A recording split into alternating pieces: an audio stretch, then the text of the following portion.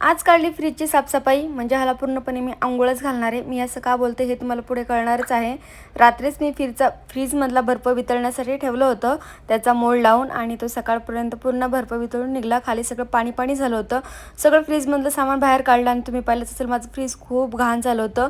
सगळे आतमधले ते काच असतात किंवा बाकीचे जे सामान होतं ते सगळं काढलं, घासून काढलं आणि सगळं व्यवस्थित ठेवायचं, नाही तरी पटकन फुटतं. खूप नाजूक वस्तू असते, त्याच्यामुळे ह्याला खूप काळजीपूर्वक धुवून वगैरे घ्यायचं. नंतर काय फ्रीजला पूर्ण घासून काढलं, कारण की खूप घाण झालं होतं आणि ते निघत नव्हतं. त्याच्यामुळे लिक्विडनी वगैरे असं एकदम चांगलं घासून काढलेलं. आणि मला माहिती नव्हतं फ्रीज आपण पाण्यानं धुवू शकतो.